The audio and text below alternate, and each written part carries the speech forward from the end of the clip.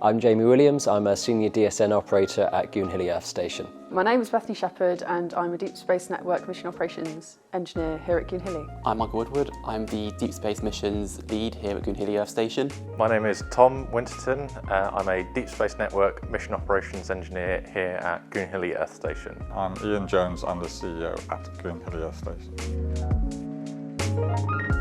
It's Cornish, goon means down and helhi means to hunt, so it means hunting downs.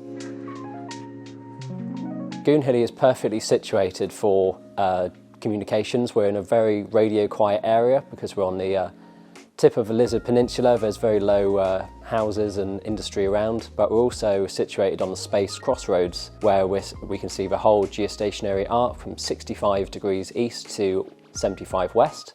And we're also situated on serpentine bedrock, which is just below the soil. So that's perfect for having our larger antennas like Goonhilly 1, which is 1,100 tonnes. So it allows the antenna to not subside into the ground.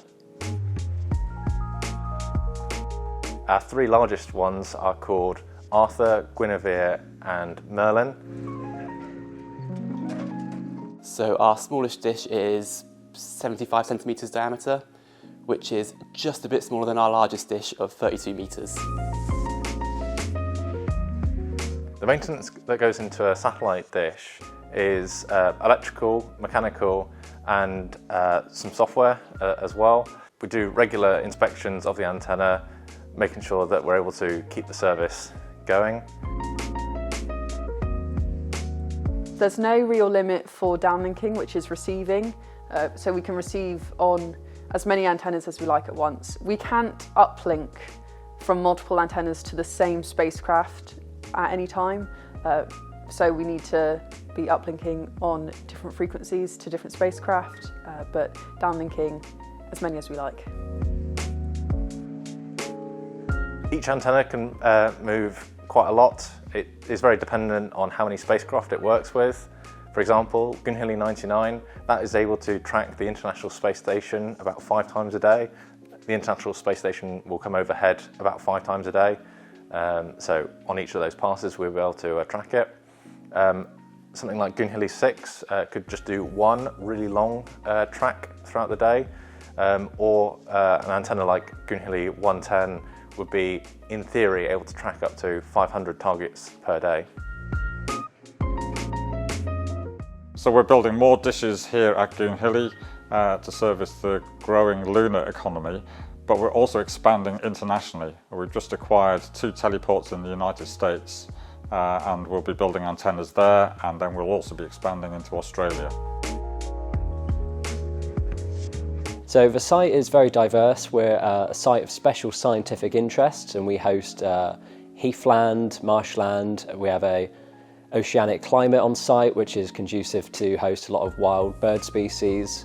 We also have a herd of alpacas and goats, and for 6 months of the year we host a herd of cattle, which is in collaboration with Natural England and the local farmer to manage the heathland. The alpacas are called Tiny Tim, Gus and Isaac, and then the goats are Neil and Buzz. Well, there's a huge amount of public interest in what we do here at Goonhilly, and we're desperate to get that visitor centre open. Of course, we're growing a business here, and it's really important for us to concentrate our efforts on making sure that our customers are supported, and we put all of our available cash into building more antennas at the moment. So one day we do hope to get the visitor centre open, but we're concentrating on what's really important for the business just now.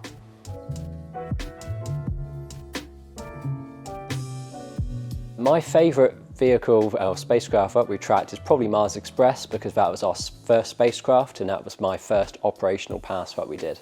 iSpace's Hakuto R Mission 1, that was launched in December 2022.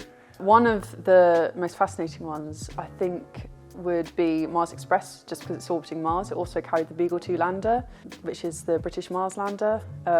We've also tracked BioSentinel, which had yeast on board to investigate the impact of space radiation on living organisms. Whilst I like Cluster for being named after dances, I think my all-time favourite is Mars Express. It's the first deep space mission we tracked here. It was the sign that we got the station up and running and verified things there.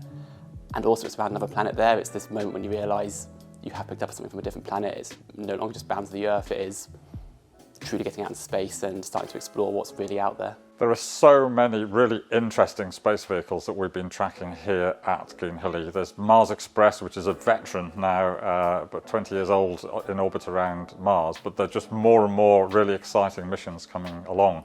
Last November we tracked the Artemis Orion mission to the moon, and just recently we helped the first commercial spacecraft to go to the moon, iSpace's Hakuto R mission, and it was great to be able to help to inject that into lunar orbit. So I think as more missions, more commercial missions start to happen, it's really exciting to be able to support those.